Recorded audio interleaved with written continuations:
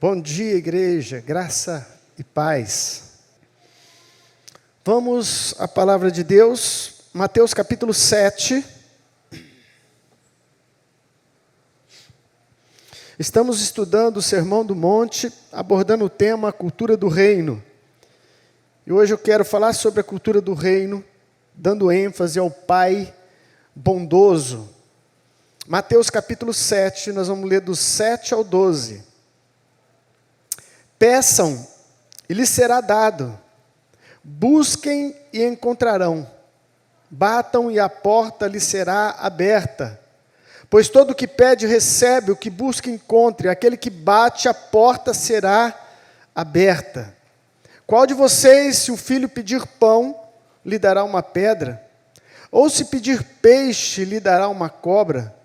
Se vocês, apesar de serem maus, sabem dar boas coisas aos seus filhos, quanto mais o Pai de vocês, que está nos céus, dará coisas boas aos que lhe pedirem. Assim, em tudo, faça aos outros o que vocês querem que eles lhes façam, pois esta é a lei e os profetas. Obrigado, Senhor, mais uma vez, pela tua santa, rica e poderosa palavra. Mais uma vez eu clamo que o teu Espírito ministre aos nossos corações, Senhor. Me esforçarei o máximo para entregar, Senhor, a tua palavra, mas eu sei que é o teu Espírito que opera em nós. Espírito Santo, sopra nessa manhã mais uma vez, eu te peço em nome de Jesus. Amém. Glória a Deus. Semana passada nós passamos aí pelos versículos anteriores, onde nós vimos a questão importante sobre julgamento, não é? E entendemos alguns pontos ali sobre jogar pérolas aos porcos, né? Não jogar o que é sagrado para os cães. E hoje entramos nessa segunda fase desse discurso aqui de Jesus, dentro do mesmo contexto. Jesus então agora vai entrar numa parte muito importante, que é uma parte que está ligada a pedir, a clamar, e a respostas dos nossos clamores. Então ele associa, lógico, essa parte de hoje está interligada à parte anterior que nós estudamos, e depois ele faz um fechamento maravilhoso. Vamos à palavra de Deus. Eu quero destacar aqui 3 ensinos importantíssimos acerca deste trecho do Sermão do Monte. E o primeiro deles eu coloquei a participação do homem no processo da intervenção divina. Primeira coisa que eu quero que você entenda, acompanha comigo e receba essa instrução, é que há uma participação humana num processo de intervenção divina. O Senhor Jesus aqui é Ele mesmo quem está nos convocando, nos desafiando a pedirmos, a buscarmos e a batermos. Ele está nos convidando a sair de uma posição de inércia, de descanso espiritual, entre aspas, e nos colocando numa linha de frente de um combate espiritual. Vocês devem se levantar e vocês devem pedir. Ah, mas o meu pedido ainda não foi atendido. Ok, continue buscando. Ah, mas eu ainda não encontrei. Continue batendo. A proposta que ele nos coloca é que há uma necessidade de interagirmos no processo sobrenatural de Deus sobre a terra. E eu acho isso fantástico. Eu acho isso de um privilégio tal, de uma graça tal da parte de Deus, que eu me sinto convocado para essa batalha. Poder trabalhar para Deus, poder fazer parte de um projeto maior de Deus sobre a terra, é uma grande manifestação do amor de Deus por nós. Sim ou não?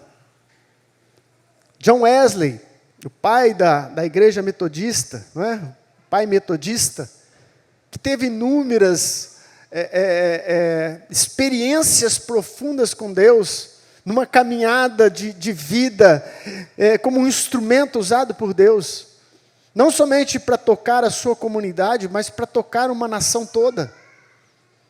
John Wesley tem uma seguinte frase que diz assim: Deus nada fará, senão em resposta à oração. É uma frase para a gente pensar. Não está na Bíblia, não é? Não é um dogma, mas é uma experiência pessoal de John Wesley, baseada, é lógico, em textos das Escrituras que nos levam a ter essa mesma visão. Deus está esperando que a sua igreja se levante em oração para que Ele possa, então, agir de uma maneira sobrenatural.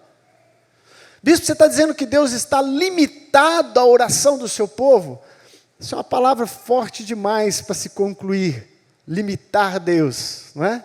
Deus é soberano, Deus é excelso, mas há vários indícios de que Deus nos convoca para essa batalha, e que Deus espera um posicionamento nosso de oração, de clamor e de batalha espiritual.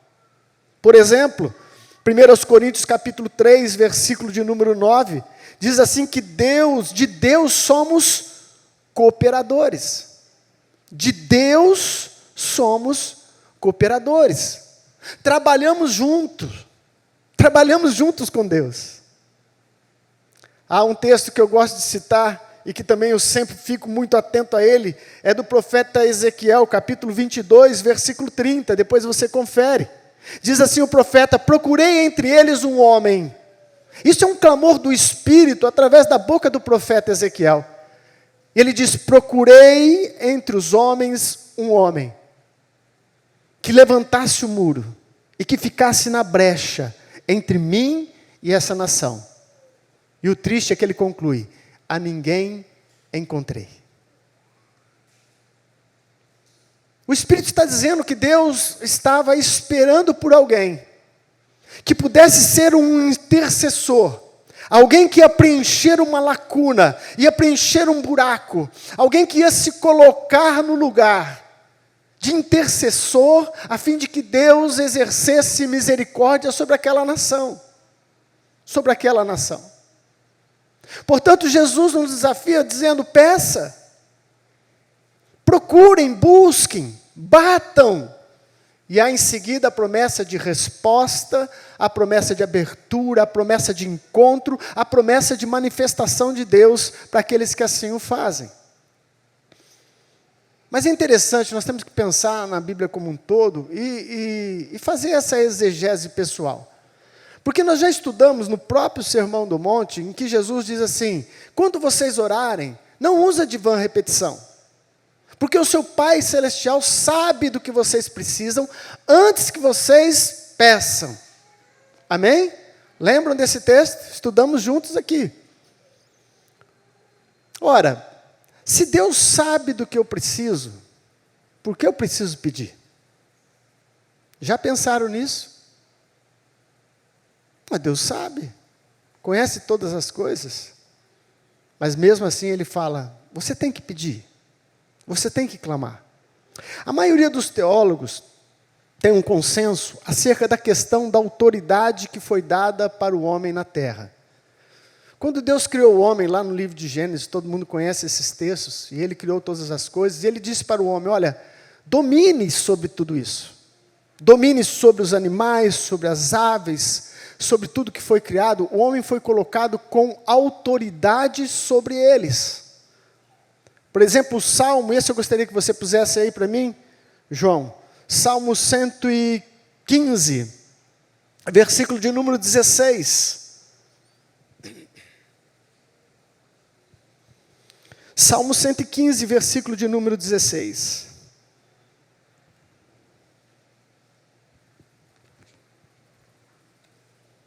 Diz assim a palavra do Senhor: os mais altos céus pertencem ao Senhor, mas a terra, Ele a confiou ao homem. A terra foi dada ao homem para que o homem exercesse autoridade sobre a terra. E o que nós entendemos acerca dessa perda de autoridade? Quando o homem, então, resolve dar ouvido ao inimigo, dar ouvido ao diabo, ao tentador, e se entregou a um pecado lá no início do livro de Gênesis, então essa autoridade que o homem tinha, dada por Deus, foi perdida, foi passada para alguém. Da onde você pode tirar essa conclusão, bispo? Vamos lá na tentação que Jesus teve no deserto, Lucas capítulo 4, versículo 6. É algo interessante para a gente pensar. É um caminho para se entender. Jesus é levado ao deserto para ser tentado pelo diabo no começo do seu ministério. E uma das partes dessa tentação, o diabo lhe faz uma proposta, o tanto quanto tentadora. Lucas capítulo 4, versículo 6. Então o diabo disse a Jesus: eu te darei toda a autoridade sobre eles e todo o seu esplendor. Deixa eu ler os 5 também, fica melhor para a gente entender. O diabo levou a um lugar alto e mostrou-lhe, num relance, todos os reinos do mundo. E lhe disse: eu te darei toda a autoridade sobre eles e todo o seu esplendor, porque me foi dado e eu posso dá-los a quem eu quiser. Essa é a tentação que Jesus sofreu ali no deserto, parte da tentação. O diabo faz uma afirmação que ele havia recebido autoridade sobre a terra, autoridade sobre os reinos, e ele disse: me foi dado, e eu dou a quem eu quiser. Vamos pensar comigo. Uma tentação só é tentação se ela realmente lhe causar uma atração para tal coisa. Amém? Por exemplo, eu não sou tentado de forma alguma, em espécie alguma, com relação ao pecado de homossexualismo. Então o diabo não perde tempo com isso, Para que ele vai tentar nessa área? Porque sem chance para ele. Sem chance. Então não é tentação para mim. E para a maioria de nós, creio eu, em nome de Jesus. Mas uma tentação, para ser tentação, ela tem que ter uma proposta verdadeira e tem que ter uma atração para o coração do homem. Quando o diabo chega para Jesus e fala: eu te darei os reinos, a autoridade, o esplendor desses reinos, era uma tentação para Jesus Cristo, ou deveria ser uma tentação para Jesus Cristo. E em hora nenhuma Jesus contestou a oferta. Pode ser um blefe do diabo? Pode. Não vou anular completamente essa hipótese. Mas Jesus não disse: está escrito, a Deus pertence os reinos, a Deus pertence a terra. Ele não falou nada sobre a proposta em si. Simplesmente ele a recusa. Nós conhecemos o resto do texto, porque o diabo estava propondo que ele o adorasse, que ele se prostrasse diante dele. Então Jesus disse: somente a Deus adorarás, não é? E ali ele refutou a proposta. Mas se essa proposta foi verdadeira, tudo indica que essa autoridade que foi dada ao homem, nós a perdemos quando nós cedemos à tentação, cedemos o pecado. E o diabo adquiriu essa autoridade, este poder sobre os reinos, sobre a terra. O bonito dessa história é que ela não termina aqui. Amém, amados? Aleluia! O que a palavra de Deus então nos ensina? Que Jesus Cristo, nosso Senhor, o segundo Adão, conforme a palavra de Deus diz, o segundo Adão, aquele que veio do céu, ele veio para corrigir, ele veio para restaurar aquilo que foi perdido. E quando Jesus Cristo se entrega por oferta ao pecado, ele vence o pecado na sua própria carne e novamente assume o quê? A autoridade que era nossa. É isso que ele fala em Mateus 28. Quando ele está nas últimas palavras, antes de subir aos céus, ele chama os seus discípulos e fala: toda autoridade me foi dada no céu e na terra. Aleluia! Toda autoridade lhe foi dada. Jesus tomou novamente aquilo que nós havíamos perdido. Se você depois quiser conferir Apocalipse capítulo 1, 18, se você ler uns 5 versículos ali, falando dessa pessoa de Jesus, na sua essência no céu, diz que os seus pés é como um latão reluzente, os seus olhos é como labaredas de fogo, tem uma imagem de um Cristo vencedor, e no final, o próprio Senhor Jesus fala: eu sou aquele que estive morto, mas vivo, e tenho nas mãos a chave do inferno e da morte. Aleluia! Em outras palavras, chave significa autoridade para abrir e para fechar. Jesus está dizendo: eu tenho autoridade. Eu tenho autoridade. E é nisso que se encaixa perfeitamente, porque o próprio Senhor Jesus nos ensina a orar em o nome de Jesus. Quando vocês orarem, orem em meu nome, em meu nome. Por quê? Porque Ele adquiriu a autoridade e o domínio que nós havíamos perdido. Portanto, por que o Senhor pede para que a gente ore?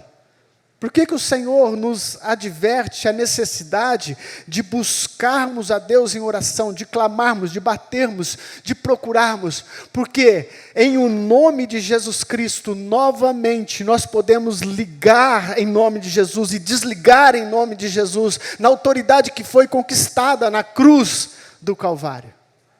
Isso é maravilhoso. Aleluia! Filipenses diz acerca de Jesus Cristo que foi lhe dado um nome que está acima de todo nome. Ao nome de Jesus vai se dobrar todo o joelho no céu, na terra e embaixo da terra, e toda língua confessará que Jesus Cristo é o Senhor. É o Senhor. Um detalhe importante, só abrindo um parênteses aqui na mensagem, acerca dessa tentação de Jesus. Cuidado com os atalhos que às vezes o diabo te apresenta na vida. Não é?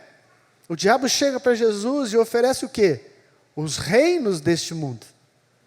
O diabo está propondo um caminho mais fácil, um atalho para se conseguir alguma coisa.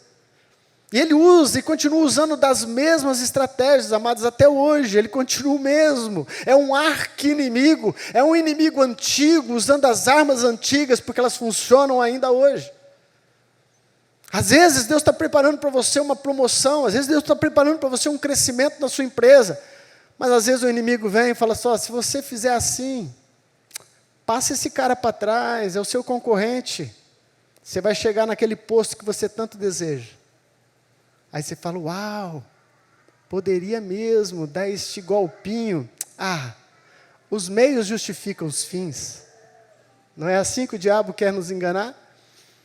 Com frases feitas, com efeitos bonitos. Mas Jesus foi tentado e recusou. E olha o que aconteceu. Coloca aí para mim, João, por favor. Apocalipse capítulo 11, versículo 15. O que diz lá? O sétimo anjo tocou a sua trombeta e houve fortes vozes no céu que diziam: o reino do mundo se tornou do nosso Senhor e do seu Cristo, e Ele reinará para todo sempre. Aleluia! Aquilo que o diabo propôs para Jesus, Jesus sabia que ele teria tudo e não precisaria de atalhos na vida, simplesmente servindo e sendo fiel ao Pai, ele alcançaria todos os reinos e toda a vitória em nome de Jesus. Aleluia, meu querido.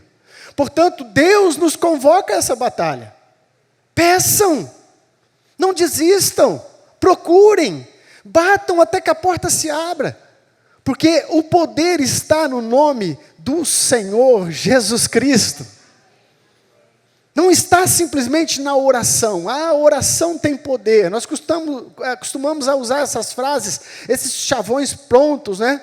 A oração tem poder, mas na verdade, a oração é o meio que nos leva àquele que tem poder.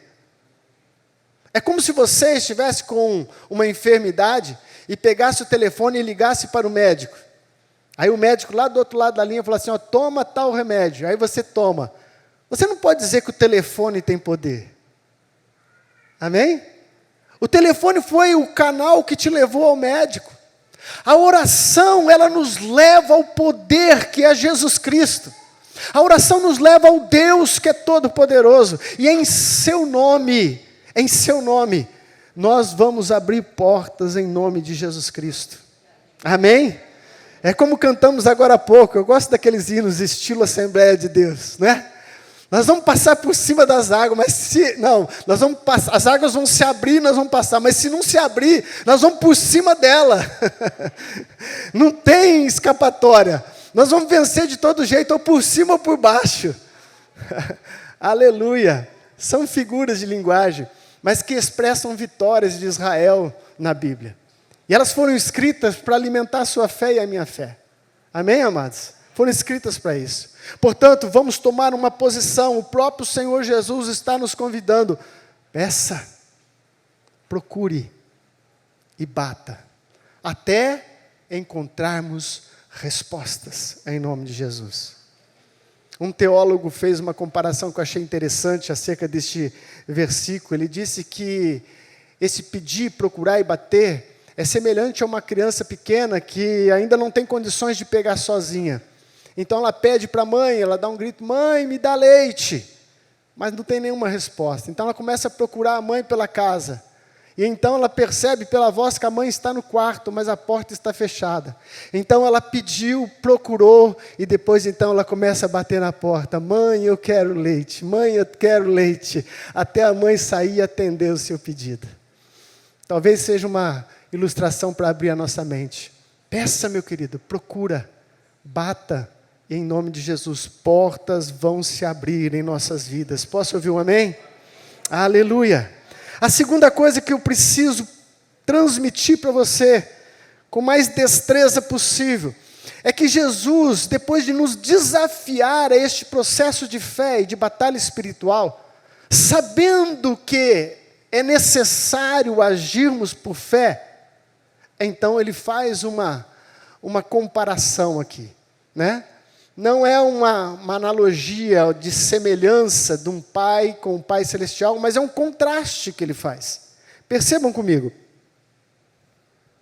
Versículo de número 5. Versículo de número 9. Qual de vocês, se o filho lhe pedir pão, lhe dará uma pedra? Ou se pedir peixe, lhe dará uma cobra?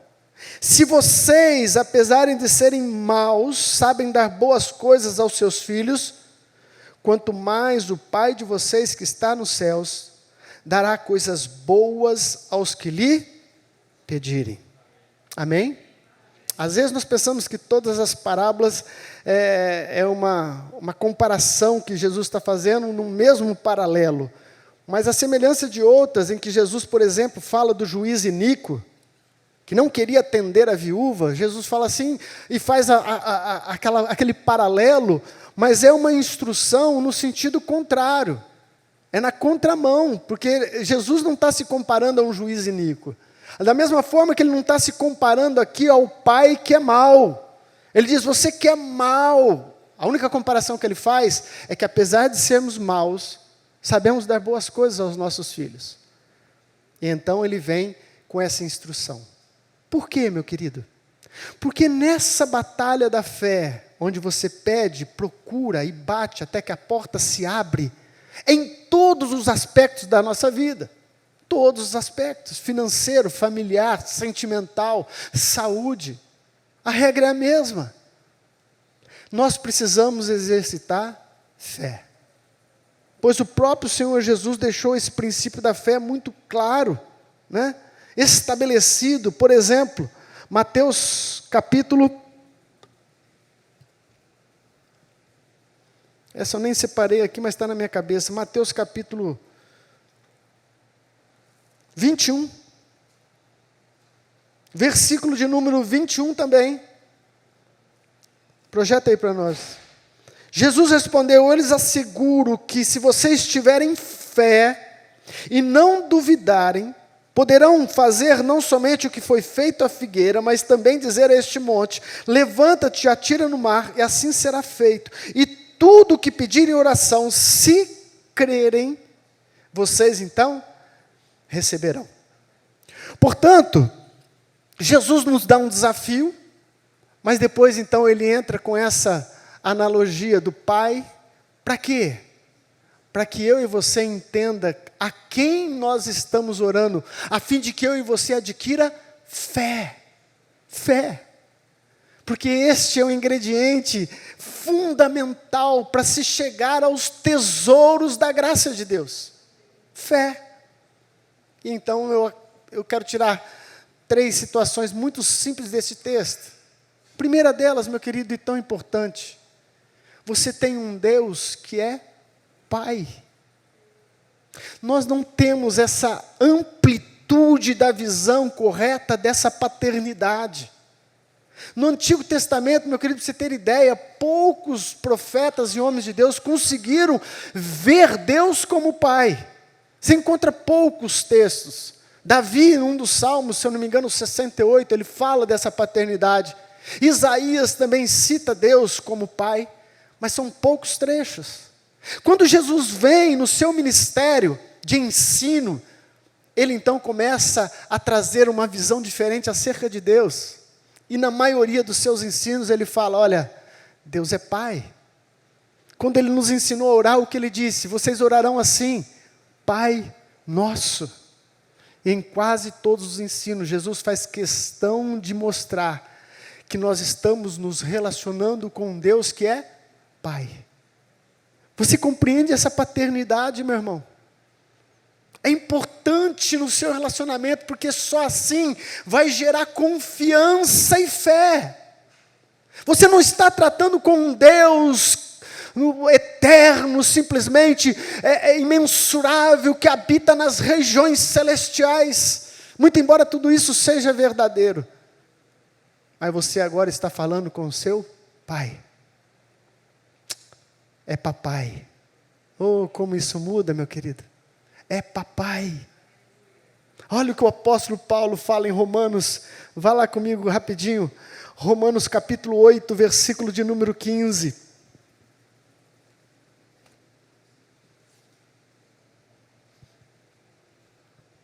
Romanos 8,15, o apóstolo Paulo diz assim, pois vocês não receberam um espírito que os escravize para novamente temerem, mas receberam um espírito que os adota como filhos, por meio do qual clamamos, Abba, Pai.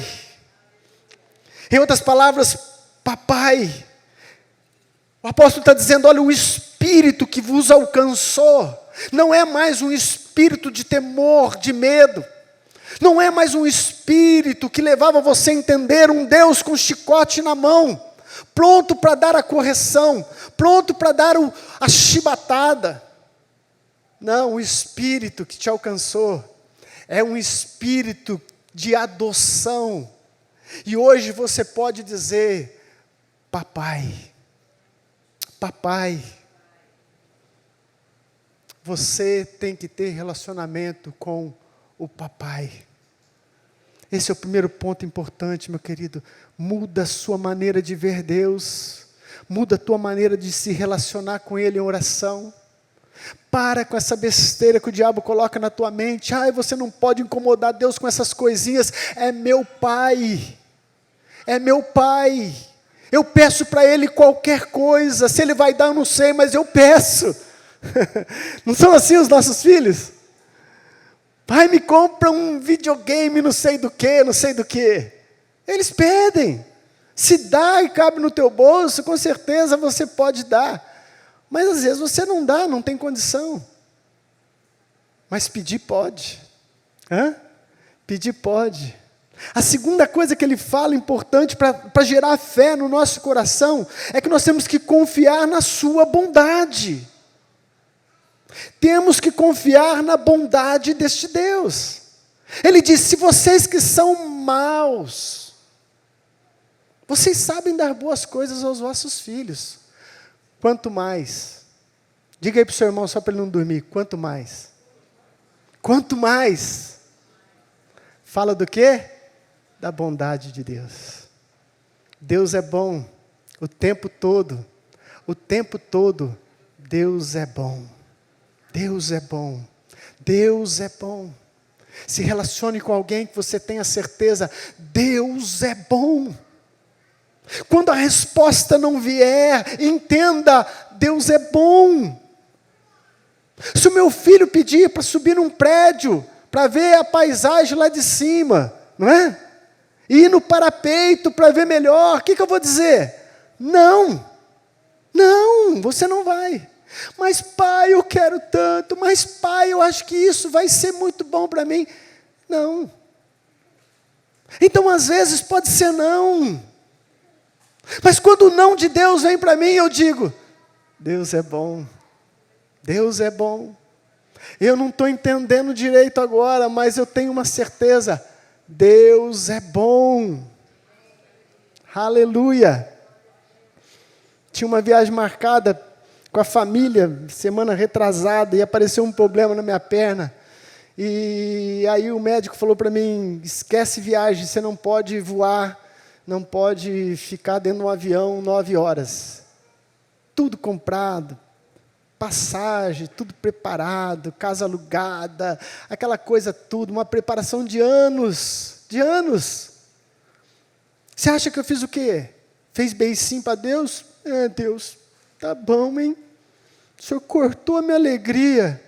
Não, meu querido, eu dei glória a Deus. Falei, Senhor, obrigado, porque foi detectado o problema antes de eu fazer a viagem. O Senhor me guardou mais uma vez, provou o seu amor para comigo.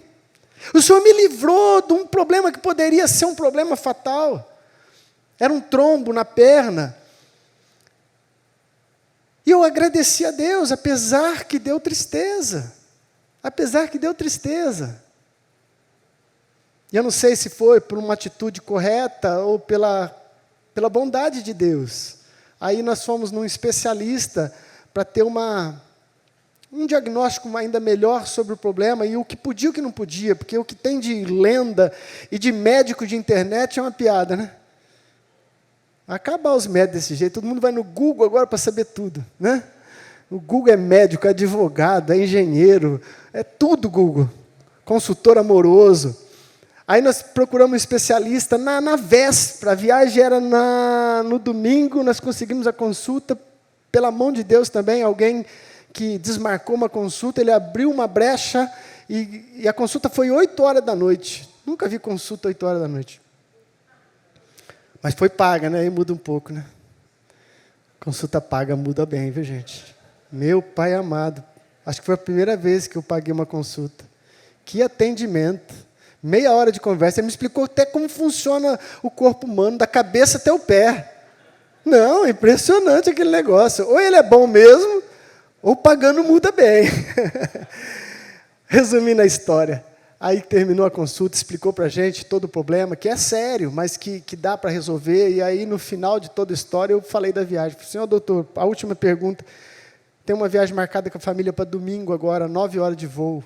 E todo mundo falou que é inviável, que é arriscado. O que o senhor me diz? Ele falou, pode voar, meu filho. Você está sendo medicado. O risco que você tem, a tua esposa tem, eu tenho, porque o medicamento que já está no seu corpo está aí justamente para evitar este coágulo e ele subir, e enfim. Falou, pode ir, só não pode ficar muito sentado, tem que levantar a cada 2 horas no avião e dar uma caminhada lá dentro, deu as instruções, tal. E eu fui embora. Eu fui embora. Deus é bom! Amém, meu querido? Deus é bom. Terceiro ensino que Jesus fala. Ele não é somente o Pai, Ele não é somente bom, se não tiver essa terceira parte, as outras fica a desejar. Ele quer te abençoar. Não é isso que ele diz aí? Volta lá no texto comigo. Senão você pode achar que eu estou inventando. Aleluia. O Pai que está nos céus dará coisas boas aos que lhe pedirem. Deus é meu Pai. Deus é bom. E sabe o melhor? Ele quer me dar coisas boas. Aleluia. Deus quer te dar coisas boas. Oh, glória a Deus. Portanto, quando eu peço, quando eu bato, quando eu procuro com uma certeza, eu estou me relacionando com o meu Pai. Eu procuro com uma certeza, Ele é bom. E para terminar, Ele quer me abençoar. Ai, bispo, você fala isso porque você é bispo, mas eu tenho uma vida assim ainda desacertada. Todos nós não merecemos nada, meu irmão. Não é por nosso mérito, é pelo sangue do Cordeiro que nos lavou na cruz. É pela sua graça, infinita graça, conforme diz o apóstolo Paulo, se Deus não poupou o seu próprio Filho, como não nos dará todas as coisas? Aleluia! É como se Deus estivesse dizendo, filho, o mais difícil Ele já fez, não poupou o próprio Filho. O que é um dinheiro a mais? O que é um carro melhor? O que é um pedido de um homem de Deus, de uma mulher de Deus? Amém. Para terminar, terceira lição que a gente aprende, Jesus fecha essa sequência dessa parte do sermão. com uma declaração que está ligada, é lógico, a tudo que ele falou. Ele diz assim, em outras traduções diz, portanto, é um fechamento de pensamento. Então ele diz, em tudo, façam aos outros o que vocês querem que eles lhes façam, pois esta é a lei e os profetas. Quando ele diz, esta é a lei e os profetas, ele faz um resumo. E por falar em resumo, Jesus não foi o primeiro a fazer esse tipo de resumo. Eu peguei uma história aqui que eu achei interessante, que pouco antes de Cristo, 20 anos antes de Cristo, havia ali em Israel duas escolas rabínicas. Uma era de Hillel e a outra era de Shammai. Elas levaram o nome dos seus líderes. Hillel era um líder de uma escola rabínica e Shammai era um outro líder de uma escola rabínica. Isso estava registrado no Talmud, é um livro de explicação da lei que havia na época. Até hoje, né, ainda se procura informações através do Talmud para ver a cultura, as questões ligadas a Israel. E lá consta que Hillel era um rabino que tendia mais para a graça, enfatizava o amor, enfatizava a misericórdia, enquanto que Shammai era ligado à lei, a sua doutrina, o seu ensino estava muito ligado à severidade da lei. E diz que Hillel fez uma proposta para Shammai, falou assim, eu te desafio a ficar com uma perna só, assim, que nem Saci Pererê, e fazer um resumo da lei. Aí Shammai logo, né, pulou fora, falou, você está doido? Isso é eu falando, né, gente? Não sei se ele falou isso. Ele falou, não, como é que eu vou ficar com uma perna só, fazer um resumo da lei? São mais de 600 e não sei quantos pontos da lei. Aí então diz que Hillel ficou só numa perna e concluiu dizendo, o que você achar odioso, não faça a ninguém. E baixou a sua outra perna. Essa escola rabínica estava fazendo também um resumo da lei. O que você achar odioso, não faça para ninguém. Mas Jesus Cristo veio para trazer a perfeição. Jesus deu um upgrade neste resumo, um upgrade nessa lei, e é onde ele fecha essa questão dizendo exatamente isso. Aquilo que você quer que os outros te façam, fazei vós a eles. Fazei vós a eles. A terceira lição que eu aprendo é que para abrir os céus, você tem que servir na terra. Para abrir os céus, você vai ter que aprender a servir os outros na terra. É muito bonito, amados, essa oração. Pede, busca. O que você ligar vai ser ligado, o que desligar vai ser desligado, e são verdadeiras em suas nuances. Mas então Jesus associa tudo num resumão e fala, isso tudo vai funcionar se você aprender a servir o outro. Isso tudo vai funcionar quando o seu coração estiver correto para com o outro. A palavra de Deus é clara em dizer, meu querido, você não pode amar a Deus que você não vê, se você não ama o teu próximo que você vê.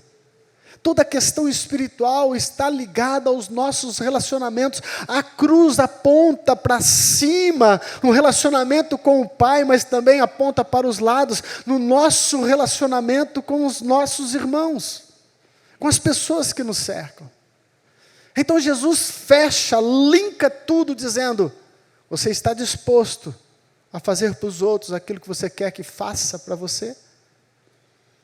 E quando Jesus linka isso, Ele também está nos dando uma oportunidade de acessarmos uma das leis espirituais mais poderosas sobre a terra. Sabe qual é? A lei da semeadura e da colheita. A lei da semeadura e da colheita. O próprio Senhor Jesus diz, não julgue, para que você não seja julgado. Perdoe, para que você seja perdoado. Dai, para que você também receba. Essa lei não falha, gente. É a lei da semeadura e da colheita, desde o livro de Gênesis, desde a queda do homem, Deus disse, enquanto houver vida, vai haver sementeira e colheita. Vai haver. No livro de Gálatas, o apóstolo Paulo fala algo tremendo, ele fala assim, olha, de Deus não se zomba. Tudo que o homem semear, isso também colherá. Portanto, quando Jesus fala, faça para o outro aquilo que quer que você gostaria que ele fizesse para você, ele está nos dando a possibilidade de acionarmos uma das leis poderosas, que é a lei da semeadura e da colheita, meu irmão. Pode ter certeza, não falha. Eu vou contar um testemunho, que eu não ouvi falar não. Eu conheço a história, conheço os personagens, e quando eu vi o desfecho dessa história, eu falei, meu Deus. Um amigo meu mora num sítio, e tinha lá uns animaizinhos, a égua dele pariu um potro, pequenininho. E o seu vizinho do lado tinha um cavalo. Cavalo, segundo eles, que não era capado. O João entende disso, né? Esses cavalos que não é capado, eles são muito arredios, né? Eles são muito agressivos. E eu não sei porquê, se ele se enciumou com o potrinho, ele passou para o lado de lá, né? Tinha um buraco na cerca, ele passou para o lado de lá e matou o cavalinho. Sapateou em cima dele, matou o potro. Esse conhecido meu, então, foi falar com o vizinho, que também é conhecido meu. E falou, ô, teu cavalo matou o meu potrinho. Como é que eu faço? Eu vou ficar no prejuízo? Ele falou assim, arrumasse a sua cerca. Se a sua cerca não tivesse furada, meu cavalo não tinha passado lá, não tinha matado o seu cavalo. E ficou aquela coisa, né, sem resolução. E ficou por isso. Passado algum tempo, eu fiquei sabendo que o cavalo desse vizinho escapou de novo, só que dessa vez ele foi lá na pista e foi atropelado. E quando eu fiquei sabendo dessa história, eu falei assim, gente, não é que isso funciona mesmo? Aquilo que você planta, você vai colher mais cedo ou mais tarde. Aquilo que fazemos para os outros, você vai receber de volta, meu irmão. Essa é a palavra de Deus, essa é a cultura do reino. Deus estabeleceu dessa forma. Portanto, abra a sua vida para o sobrenatural de Deus, buscando, clamando, orando, mas vigie, para que você não seja um hipócrita, que ora bonito, mas não tem nada a ver com o reino, porque não entendeu que o outro faz parte deste mesmo processo. Vigie a tua vida. Não faça para os outros aquilo que você não quer que façam para você. Essa é a instrução do Senhor, nesse sermão de hoje, que Deus tinha para compartilhar comigo, compartilhar com a igreja. Vamos ficar de pé no nome de Jesus.